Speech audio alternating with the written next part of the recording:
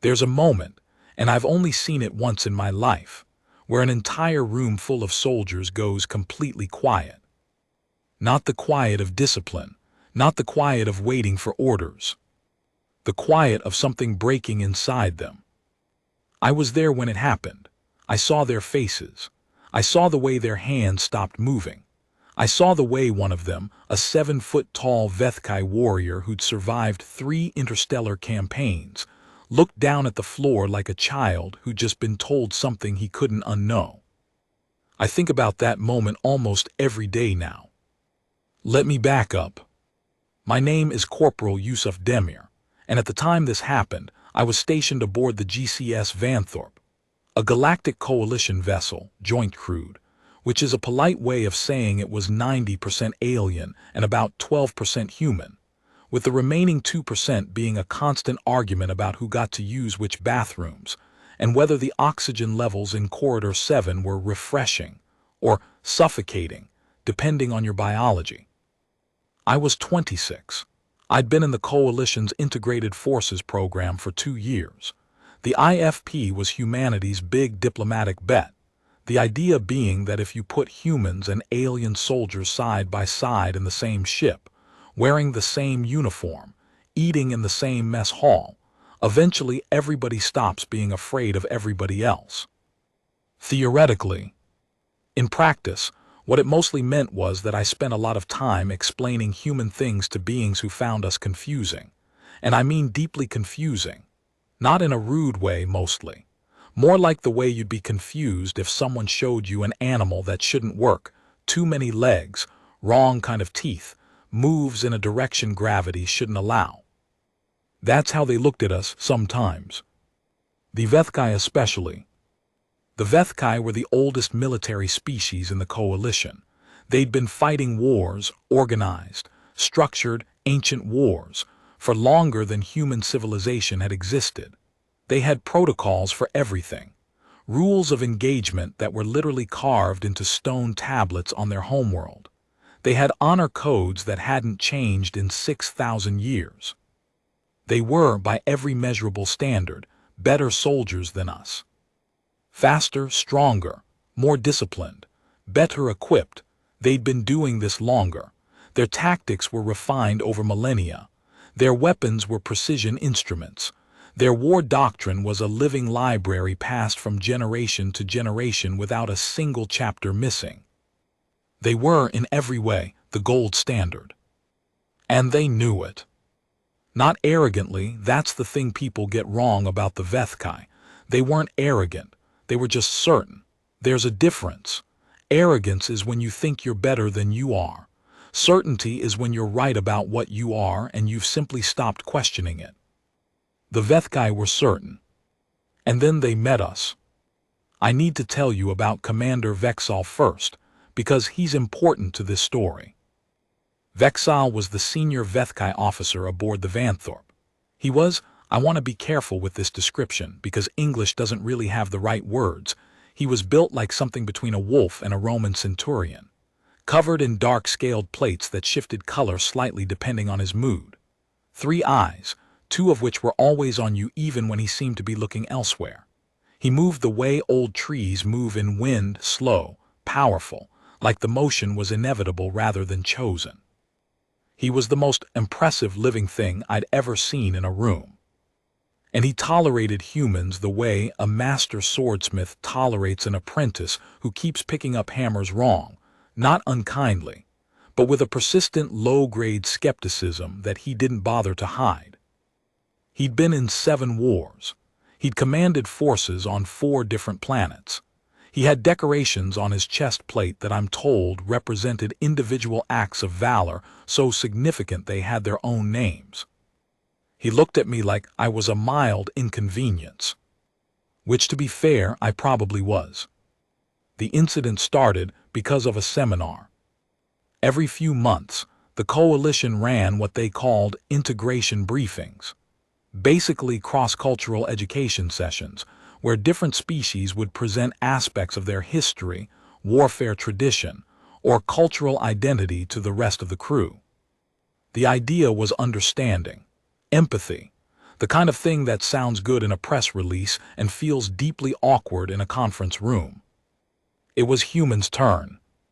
My commanding officer, Major Hale, a quiet woman from Kentucky who communicated mostly in understatements, tapped me to present. I wasn't the highest-ranking human aboard, but I was the one who talked the most, apparently, and she figured that was a qualification. They want to understand human warfare, she said. Give them something real. How real? I asked. She looked at me for a second. Real enough that they actually learned something.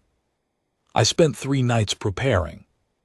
The briefing room on the Vanthorpe was a wide oval space, with tiered seating that curved upward like an amphitheater. The seats were designed to accommodate multiple body types, which meant some of them were essentially flat platforms, and others were sculpted with depressions and angles I didn't understand. The lighting was adjusted for multiple visual spectra, which gave everything a slightly dreamlike quality, like being inside a very calm aquarium. There were about 40 soldiers in the room that day. 6 species: Vethkai, Murok, Theshan, Joral, Pyrene, and then, clustered together near the left side, 6 humans including myself and Major Hale. Vexal was in the front row, directly center.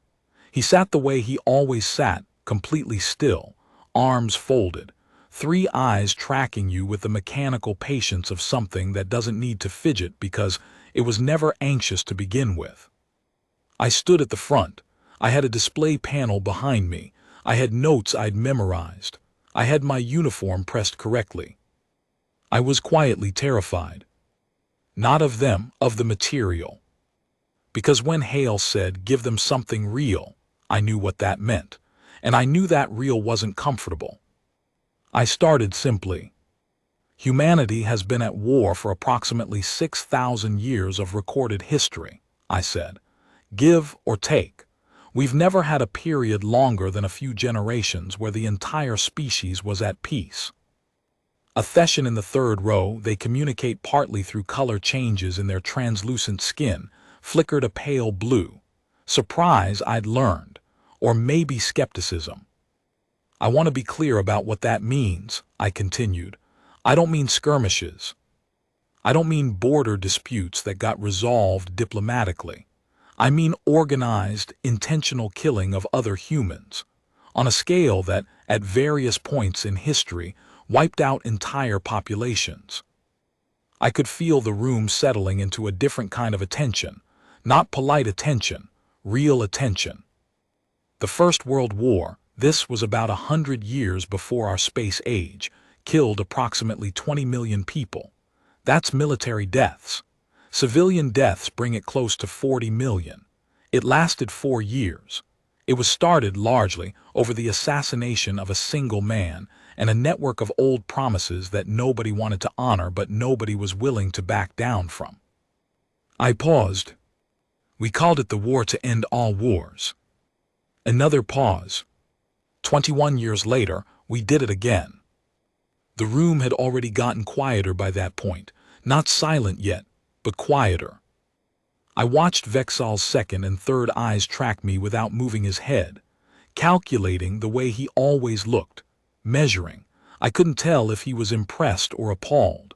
With Vethkai, those expressions are apparently very close.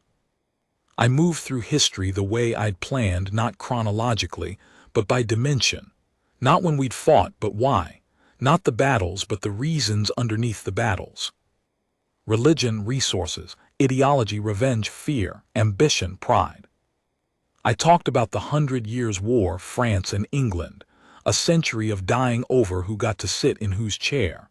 I talked about the Mongol Empire and the cities it erased from existence. I talked about the Crusades and what they actually looked like from the ground, not the textbooks.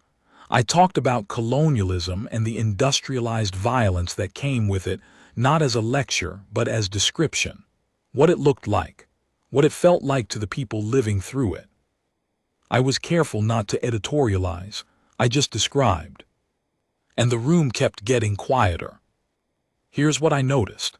The alien soldiers weren't quiet in the way audiences get quiet when something is boring. They were quiet in the way people get quiet when something is fundamentally wrong, like the moment in a crowd when everyone simultaneously realizes the structure they're standing under isn't safe.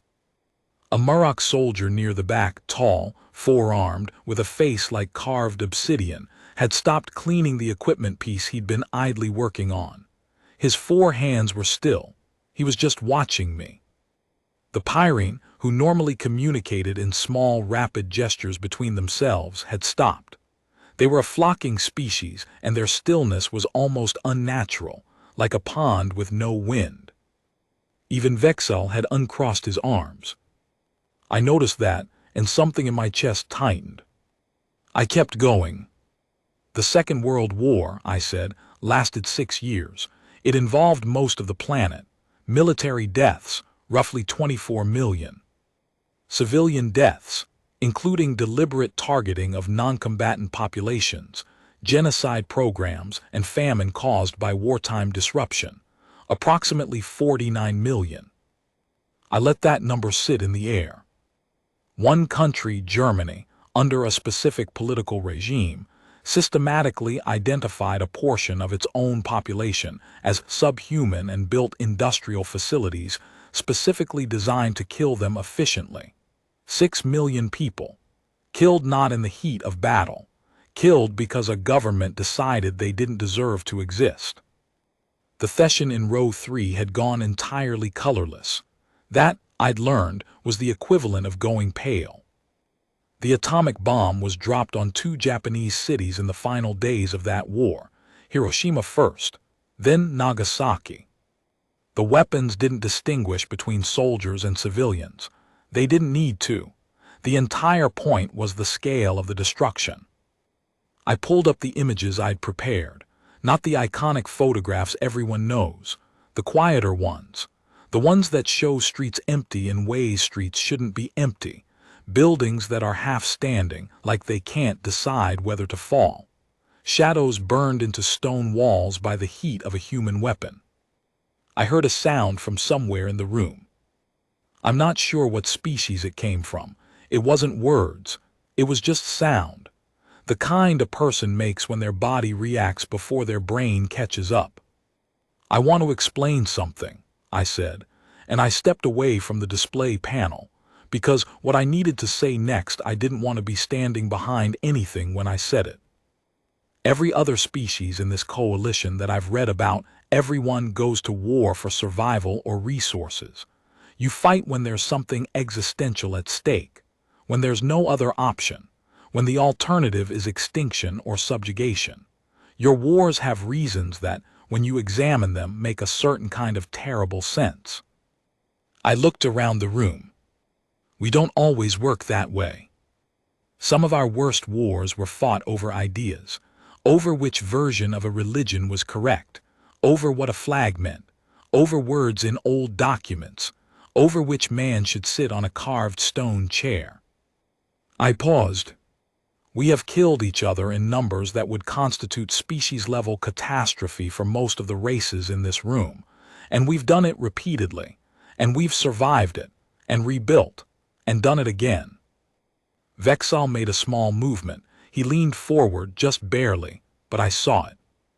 I'm not telling you this so you'll be afraid of us, I said. I'm telling you this because you need to understand what we actually are, not what we look like, not what our biology is, what we are. I told them about the trenches. Not the politics of the First World War, the actual trenches, what they looked like after 3 years, what it smelled like. What soldiers did during the months between attacks, because it wasn't all fighting, most of it was waiting, and waiting in that environment did things to a person's mind that the history books understate.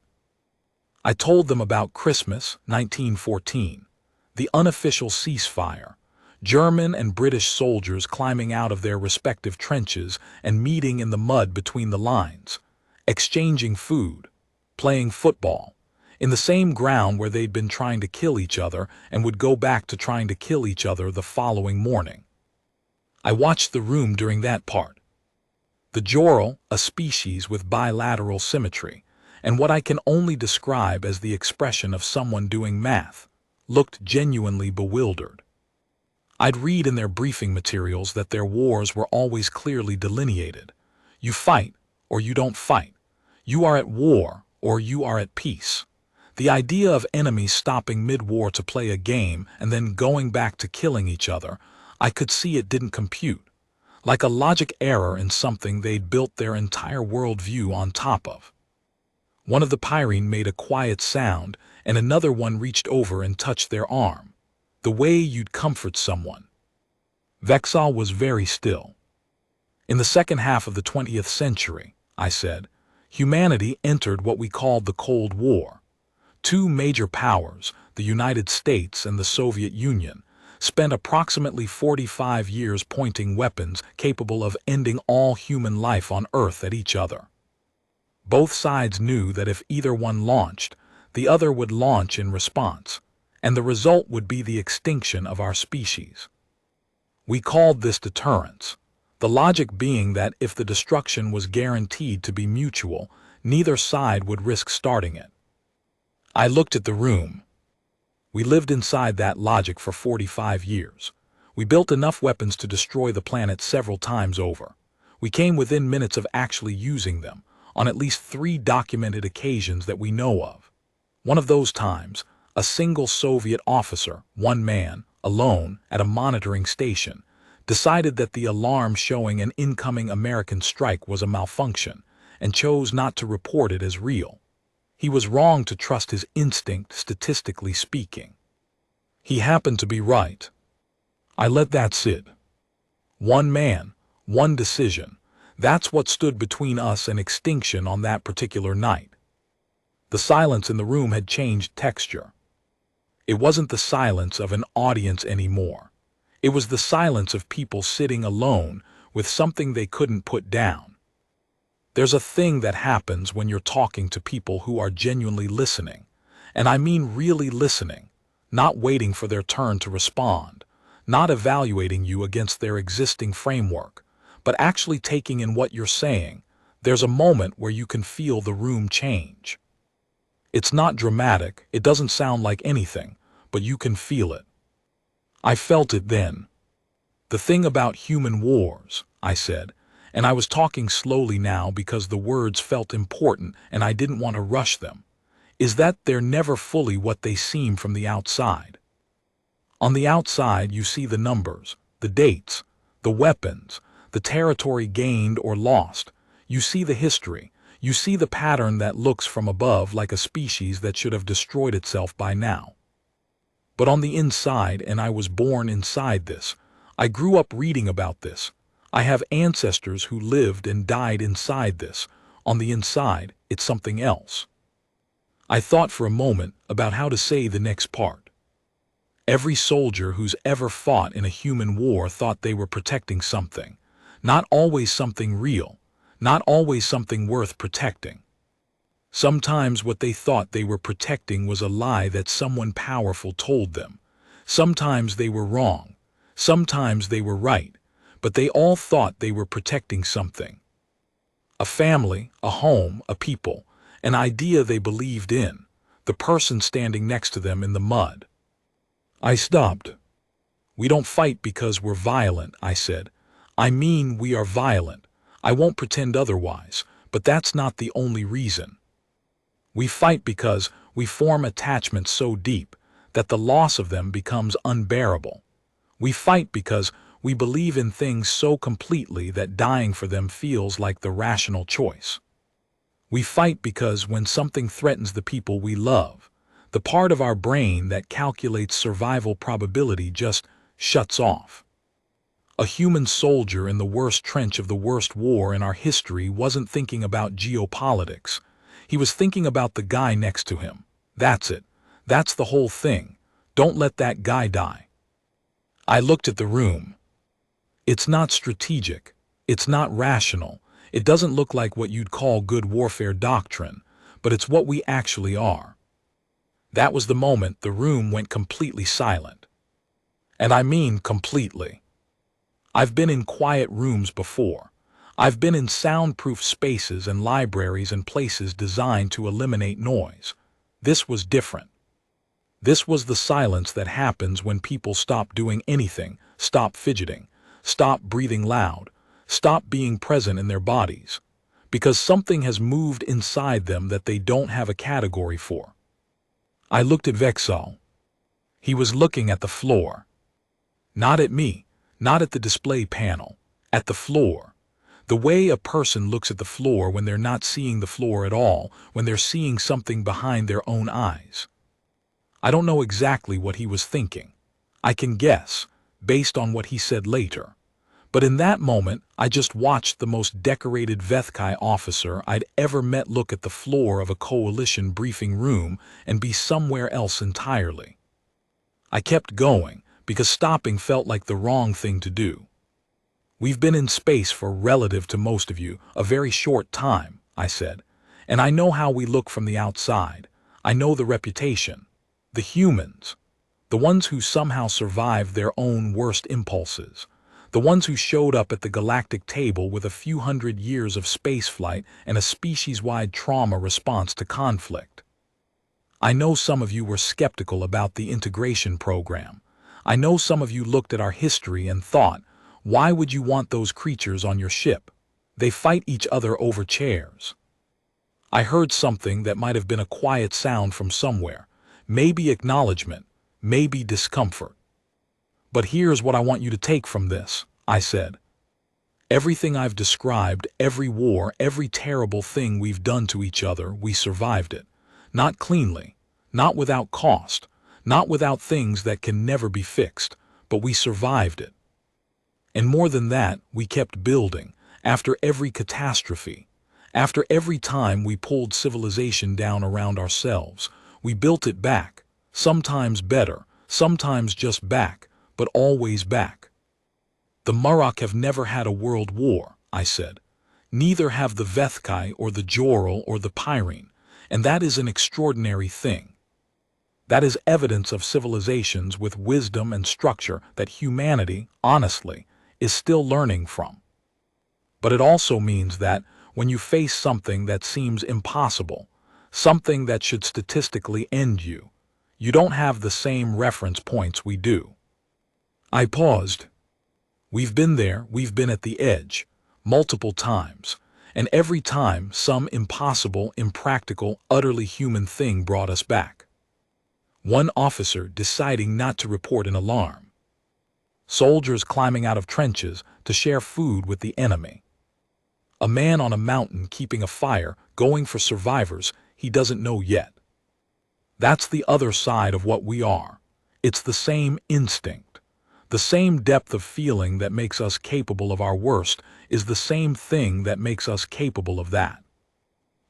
I was done. I hadn't planned a formal ending. I just stopped because I'd said what I came to say. The room stayed silent. It stayed silent for a long time. Long enough that I started to wonder if I'd done something wrong, said something that didn't translate correctly, violated some protocol I didn't know about. And then Vexal stood up. He didn't say anything immediately. He stood up, all 7 feet of him, his plate scales slightly darker than usual, which I'd been told indicated a state of emotional processing, and he looked at me. Not the measuring look, not the skeptical look. Something different. He said, in the flat, precise, standard galactic that coalition officers use, I have fought in 7 campaigns. I have read every major documented war in coalition history. I have studied tactics and doctrine and the psychology of combat for 40 years. He paused. I have never, he said, been afraid of an enemy the way I am in this moment, vaguely afraid of what I did not understand about you. Another pause.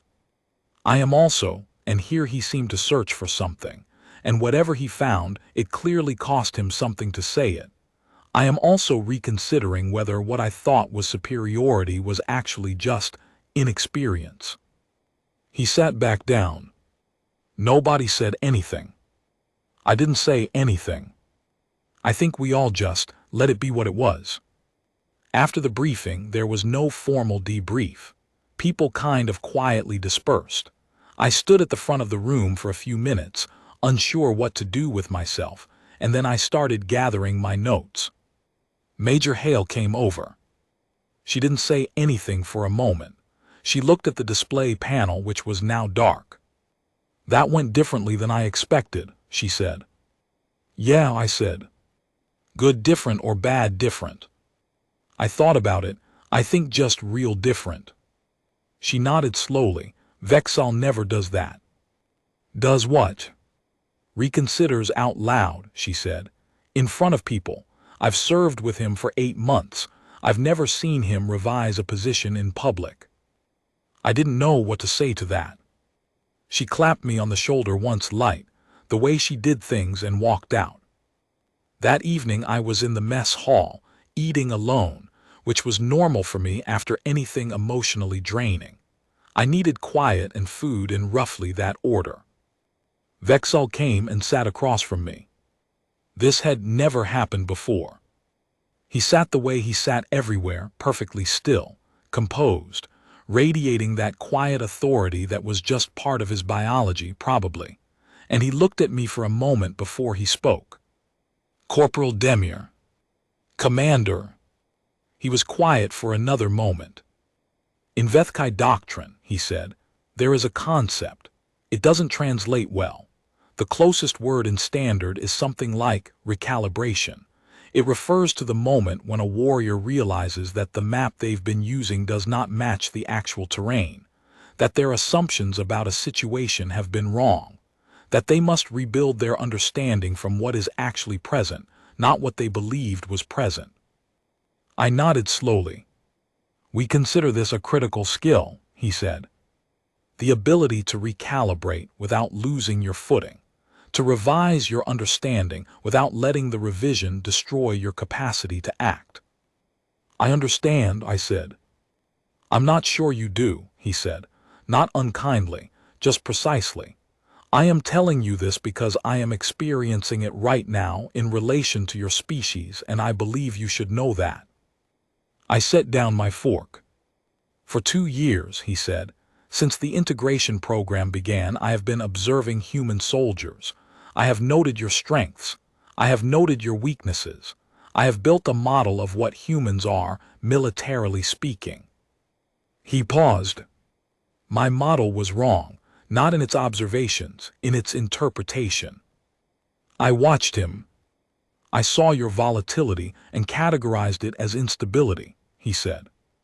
"I saw your emotional attachment to comrades and categorized it as a vulnerability. I saw your capacity for irregular tactics and categorized it as lack of discipline." Another pause. "What I did not account for," he said, carefully, like someone placing stones, "is that instability and adaptability are sometimes the same thing. That attachment and loyalty are sometimes the same thing. That lack of conventional discipline and the ability to improvise under conditions that would paralyze a conventional force are sometimes the same thing." He looked at me directly, all 3 eyes. "You described soldiers choosing to continue fighting for the person next to them rather than the objective. In Vethkai doctrine, that is a critical failure. Sentiment overriding mission." "I know," I said. "But I have been trying to calculate," he said, "how many times in my campaigns that precise failure, by human accounting, kept a unit together past the point where conventional calculation said they should have collapsed." I didn't answer. "I cannot calculate it," he said, "because I have no framework for it. My framework does not include that variable." He was quiet for a moment. "That is what I meant earlier, about inexperience. I am not inexperienced in war. I am inexperienced in your war, and I did not know the difference until today." We sat there for a while after that, not talking, not in a weird way, in the way that 2 people who have said something real sometimes just sit in it for a minute. I ate. He didn't eat anything. Vethkai had different feeding cycles, but he sat there, and it felt like a choice, not an accident. Eventually he said, The man who chose not to report the alarm. Petrov, I said, Stanislav Petrov. He was not a hero in your culture's formal accounting. I thought about that. He was recognized eventually, but not at the time. At the time, he was actually reprimanded, sort of, for not following protocol. Vexal processed that. He saved your species, he said. Yeah. And your system reprimanded him for it. Technically, he deviated from procedure. A long pause. Human systems, Vexal said, are remarkably poorly designed to recognize what matters. I almost laughed. Yeah, we know.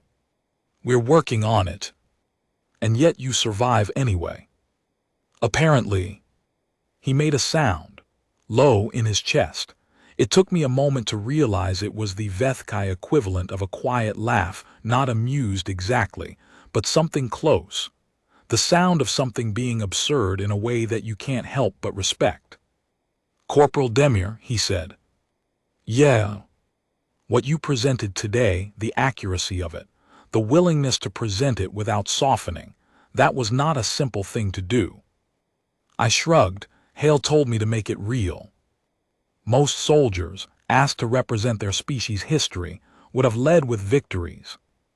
I thought about that. Victories are easy. Anybody can show you a victory. What you actually need to understand about us is the rest of it. He looked at me. Yes, he said simply. He stood up, moved to leave. Then stopped. The Christmas ceasefire, he said, without turning around. 1914. Yeah. That is in your military history, in the official record.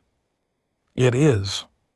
In AI doctrine, a soldier who stopped fighting to share food with the enemy would be court-martialed. I nodded. In ours too, technically. But you remember it, he said, as something worth remembering. He stood there for a second. That is the thing I am still recalibrating, he said, and then he walked out. I've thought a lot about what changed in that room, and in the months that followed. It wasn't that the alien soldiers suddenly respected us more in a simple, measurable way. It wasn't like a switch flipped. It was more gradual than that, more complicated. The Murok soldier who'd stopped cleaning his equipment during my briefing, Sergeant Rockthar, I learned his name later, started eating in the human section of the mess hall occasionally. Not every day, not with any announcement. He'd just show up, sit down somewhere near humans and eat in his silent, four-armed way. Nobody made a big deal of it. One of the Pyrene, a young one named Cyril, started asking me questions. Not about wars, about the Christmas ceasefire specifically. She asked me about it 3 separate times over 2 weeks, always slightly differently, like she was turning something over in her hands and examining it from new angles each time. Why did they stop? She asked me the 3rd time. Historians argue about it, I said. Probably multiple reasons. Exhaustion. Shared cold. A few people on either side who decided the moment mattered more than the objective. But they went back, she said, after. Yeah, they went back. So what was the point? I'd thought about that question before. I had an answer ready. I don't think it had a point, I said. I think that's what makes it matter. She looked at me with her pale, translucent eyes, flickered a color I didn't recognize. Humans, she said. Not as an insult, not as a compliment, just as a word for something that didn't fit neatly into other categories. Yeah, I said. The Vanthorpe was deployed on a stabilization mission about 6 weeks after the briefing. A friendly system dispute that had been simmering for a while. Nothing on the scale of the things I'd described, but real enough, armed factions, civilian populations caught between them, the kind of situation that could go quiet or go very loud depending on the next few days. I'm not going to go into operational detail. Some of that is still classified. What I'll tell you is this. There was a moment on the ground, a checkpoint moment, the kind that can tip either direction, where a Vethkai unit and a human unit were operating in close proximity, and needed to make a rapid decision about how to handle a group of armed locals who were not clearly aligned with either faction. In standard Vethkai doctrine, the decision was clear. Known protocol. The doctrine had an answer. Vexal deviated from it. Not dramatically. Not in a way that would show up as a major tactical departure in the after-action report. Just, he made a different call. He chose to hold the position and wait rather than advance and escalate, because a human soldier in his unit had read the crowd a certain way and said, quietly, "Something's off. Give it a minute." He gave it a minute. 45 seconds later, 2 of the locals in that group broke from the others and ran. The crowd dynamic shifted. What had looked like a potential flashpoint quietly dissolved. I heard about this secondhand. I wasn't there.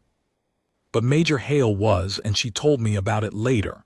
Specifically about the fact that Vexal credited the call afterward in the unit debrief to the human soldier, by name, without qualification.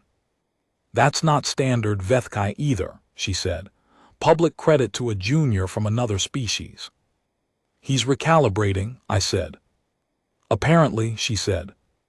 "I want to be careful here, because I don't want to make this story into something it isn't.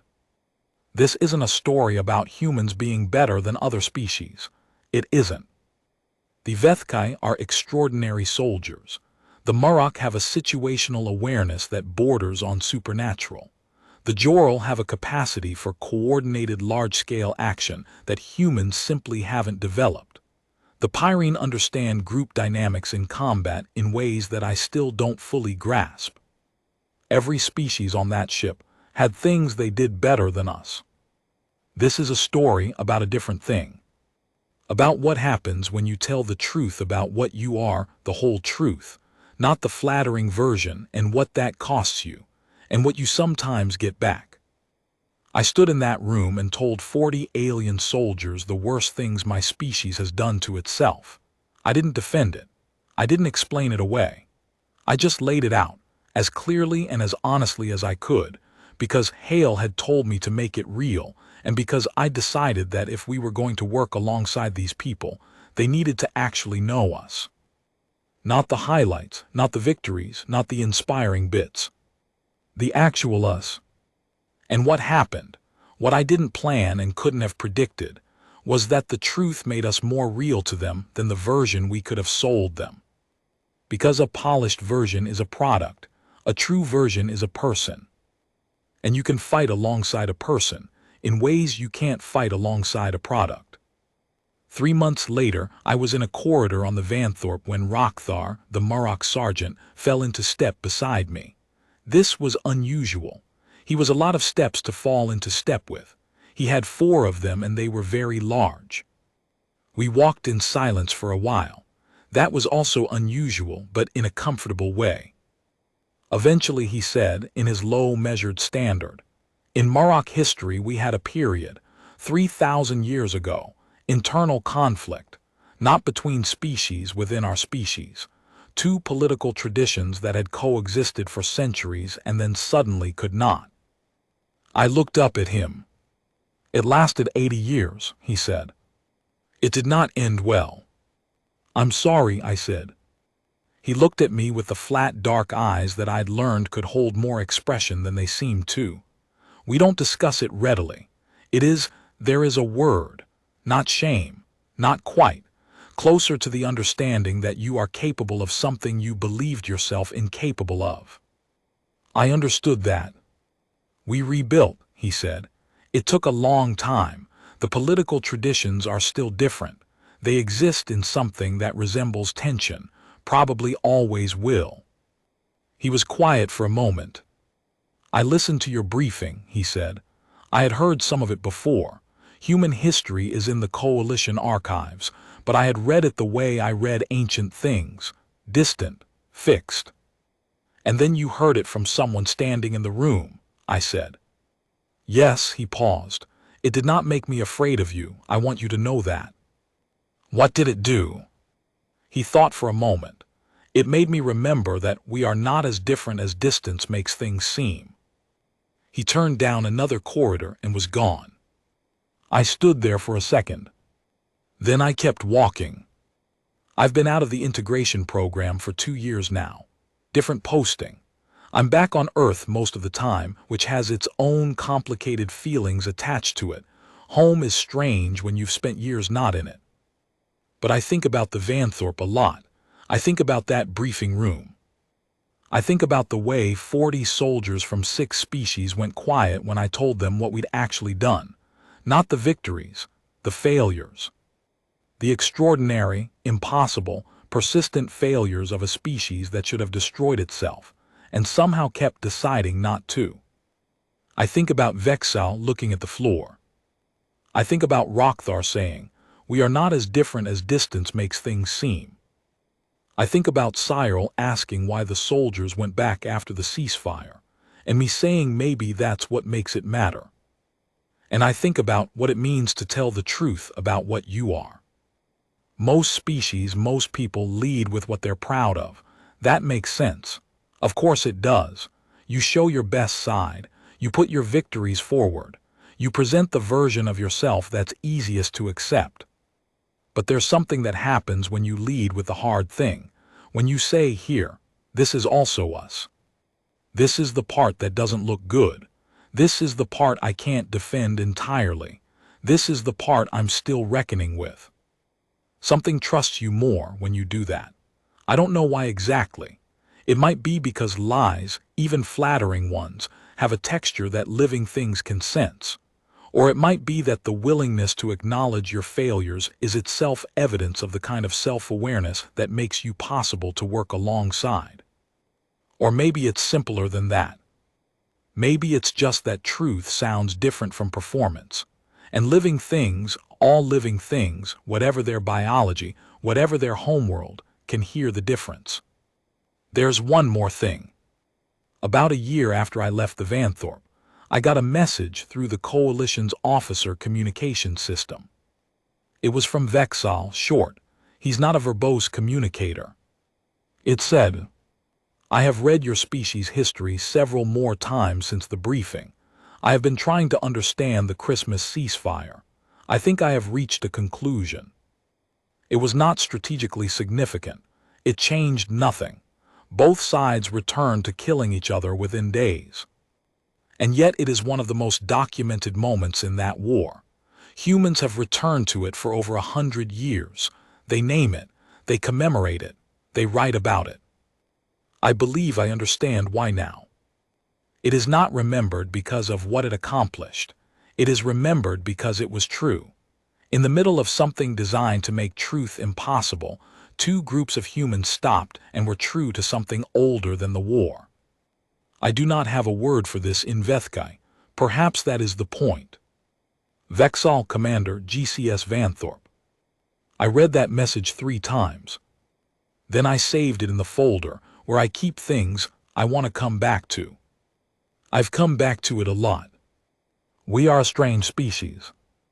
We are violent and creative and stubborn and kind and self-destructive and resilient and petty and enormous, sometimes in ways that take your breath away. We have done things that should have ended us, many times. We have looked into the exact edge of our own extinction and flinched back from it, sometimes through wisdom, often through luck, occasionally through one person making one right choice in the dark. We are not the strongest species in the galaxy. We are not the oldest. We are not the most disciplined or the most strategically sophisticated or the most biologically impressive. But we are the species that stopped in the middle of a war to share food with the enemy, and then went back and kept that moment for 100 years, because something in us knew it mattered, even when it didn't change anything, even when the killing resumed the next morning, even when history moved on and the political causes and the empires and the borders shifted and dissolved. We kept the moment. I don't know what that means fully. I'm not sure it means anything simple or flattering. It might just mean we are creatures who feel things more deeply than is operationally convenient. But I know that 40 alien soldiers went silent when they understood it. And I know that silence was the most respect anyone has ever shown my species. Not for what we'd won, for what we were.